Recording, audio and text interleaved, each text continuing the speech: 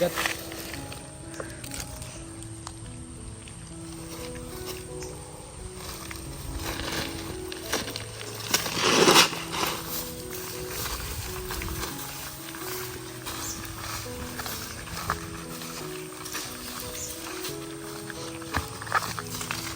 Walang tao na naman.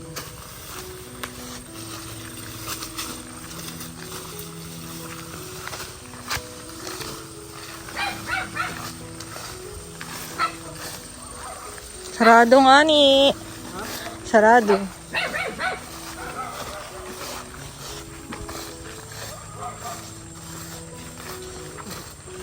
Opo. Opo.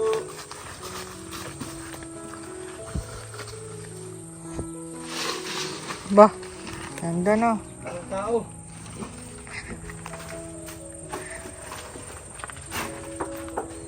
Opo. Asan na amo mo? Asan na amo mo, Chuchu? Opo. Walang tao. Ako. Lagay na lang dito, picture ang kita.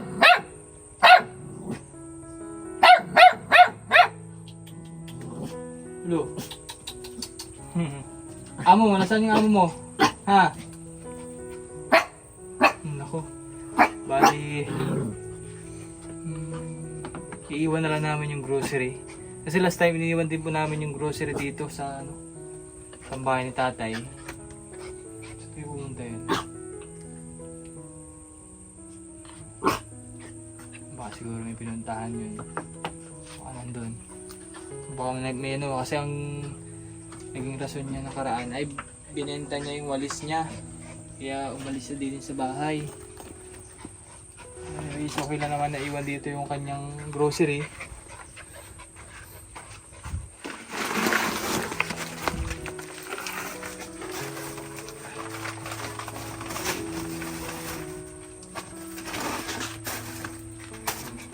Alam na yan ni Tatay Rodolfo na kami ang pumunta dito. Kasi kami lang yung mga nagdadala ng ganito sa kanya.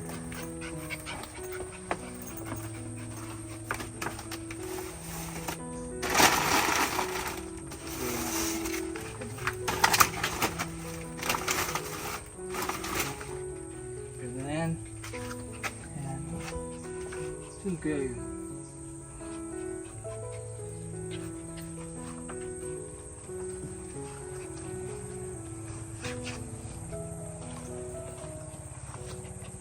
Ayos di ko ano yun.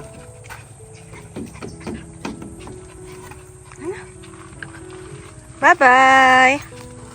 Bye-bye! Bilo na galiw yung aso. Sige po, at yun nga, iniwan na lang namin. Maraming salamat po muli kay Ma'am Cici and Sir KP. At yun nga, pinapamahagi na po namin yung mga binibigay niyo po sa amin para sa mga beneficiary dito sa Oriental Mindoro. At naway, yun nga, malaking katulungan po ito sa mga pinupuntahan namin dito. Anyways, yun nga, iniwan na lang po namin para meron ding pang-suporta rin si Tatay Rodolfo. Baka po may nasikaso lang o may pinuntahan, kaya wala siya dito ngayon. Anyways, baka makita namin dyan sa labas, sasabihin ko na lang na ganun, na pinuntahan namin siya, pero wala siya, iniwan na lang yung grocery. So tara.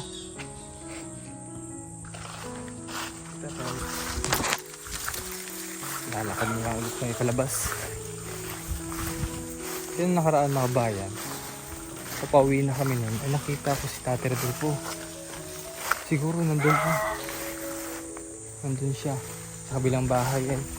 Hindi ko napupuntahan dahil may sakit po yung anak ko. Medyo nagmamadali din kami. Hindi ko nahanapin sa tatay. Mahalaga ay nadala ng atin ng grocery doon. Para pagdating niya, surprise. Alam na ni Tatay Rodolfo kung sino nagdala nun.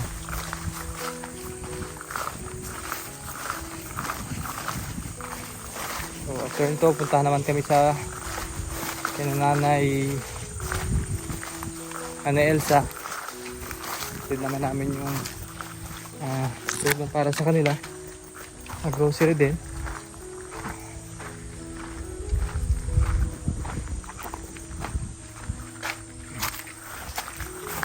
Sige po, biyahe po muna kami papunta kay Ate Elsa.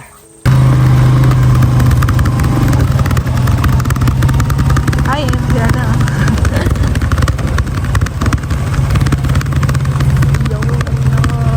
Busy.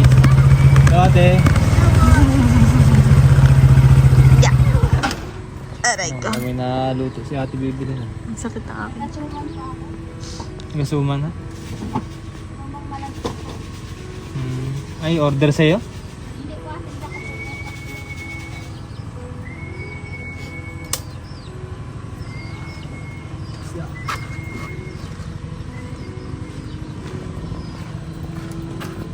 Bigay mo natin kay ate bibili nito.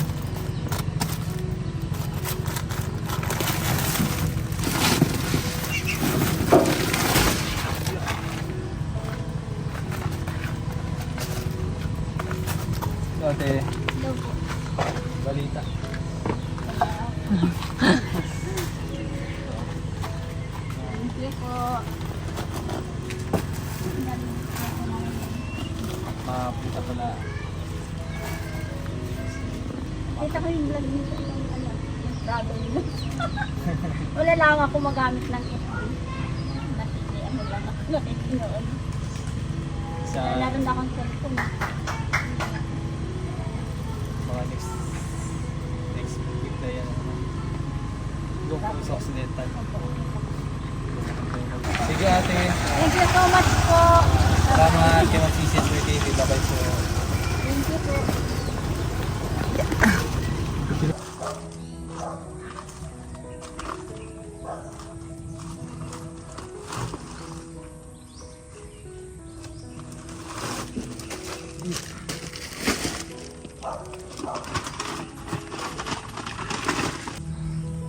Sila. Nanay. Mabilis na. Kita na tayo na. Yeah.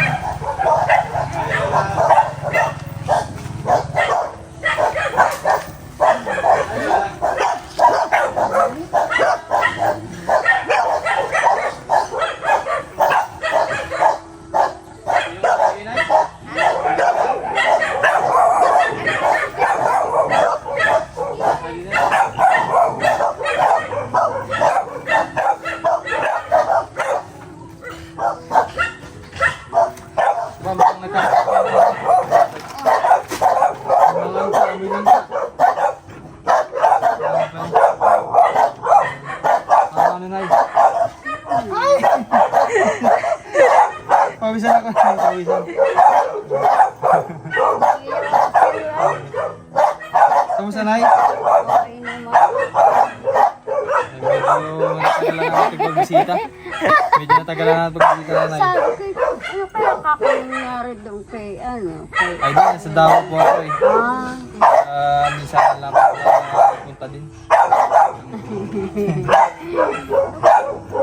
nangyari kaya doon? Lagi pinapakita. Oh, gawa ng hindi ko yan eh, mga kasamahan ko din. Mission po baga. Nasama ko. Ayan. Nani? Eh kami, hindi naman kami masyadong magkatagaluan ng may sakit si Nining. Ah, Nalagnat. ay sinay ko po. Inikot lang po namin yung mga ano, dinalalaan namin sa inyo. Ayan, si Nanay Elsa po ay isa rin po sa mga beneficiary din sa Oriental Mindoro. At yung asawa niya po ay may sakit. Parang almost 5 years na nanay nakahiga. 5 years na nakahiga. Binibisita ko lang po monthly para sa ganun po masuportahan din po natin yung mga pangailangan nila. Katulad po nitong mga dinadala ng bigas, groceries. Salamat po kay Ma'am Sisi, Sir KP. Salamat po. At ganoon rin po kay Ma'am Betty, kay Ma'am Nida, kay Tito Dads. At sa lahat po ng mga anonymous sponsors din po na tumulong sa pamilya ni Nanay Elsa. O, sige nanay, kami matuloy na rin po. Sige, Gawa ng- ingat kayo. Oo. Mataba ka ngayon yan. Mataba rin po yan. Diet mo. Kala niya diet siya, Nay. Kala niya diet siya. Pero nataba pala. Isang bukang piski na nga eh. Kahit nahirap ako sa buhay. Nataba nanay, no? Sige nanay. Lalo Sige sa po. inyong lahat Sige sa po. nagbigay ng biyaya sa amin. Po, Lola. Oh, basang-basa ng pawis ikaw. Oh. Lalaki na ang tiyan. Sige nanay.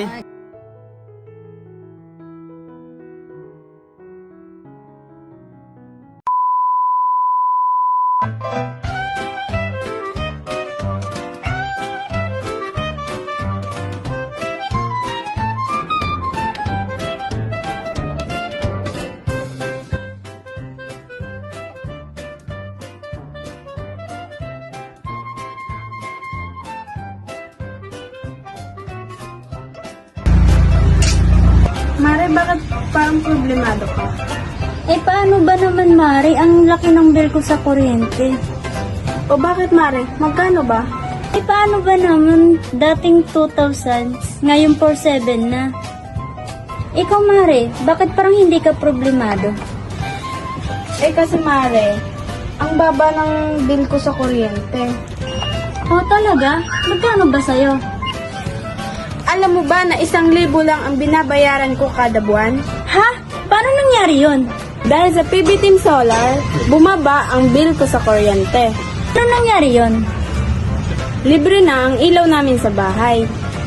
Dahil ang PB Team Solar ay merong mga solar lights tulad ng floodlight, street light na nagbibigay liwanag sa bahay namin. Alam mo ba, ito ay powered by solar. Kaya naman, talagang nakakatipid kami. Hoy, Mari, narinig ko yung pinag-usapan niyo. Saan pwede umorder? Mag-message ka lang sa PB Team Solar. Isang paalala lang po na mag-message po kayo sa legit at tamang page. Ang PB Team Solar, roon pong 129,000 followers. At nandito po sa inyong screen ang mga pwedeng tawagan na tao at mga contact number nila. Muli, maraming salamat po sa inyo.